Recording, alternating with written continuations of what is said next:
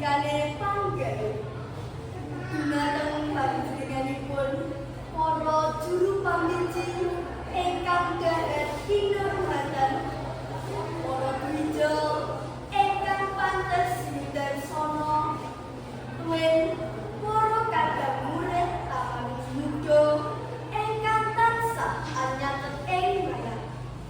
Mugi sampun andadosaken rutin ing panggalih panjenengan sadaya.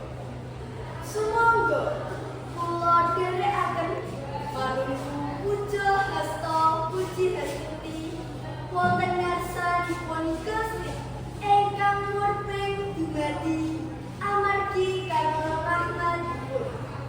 Kula lan panjenengan suka basuki rahayu mirsani kala. Rawuh ingkang bagya mulya. Wonten pepanggihan menika kula nomor pundi sekawan welas badhe ngaturaken sesorak kanthi irah-irahan paedahipun maos kagem balaken kampung. Sejatosipun pakulinan maos menika wigati sami tumrap kula lan panjenengan sedaya. Amargi gunani tumrap gesang saha kemajenganipun bangsa. Maos wacan jenis menapa kemawon tansah digunani kagem para murid.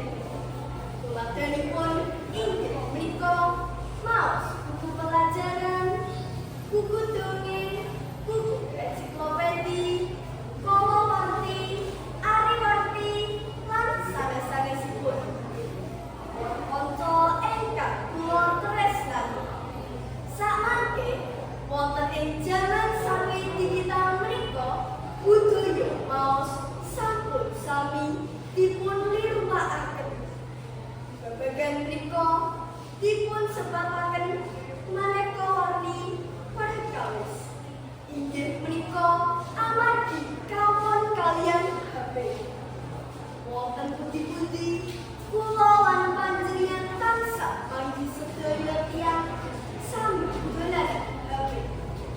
Mulai dari alit, neneman, ngantos piantun sepuh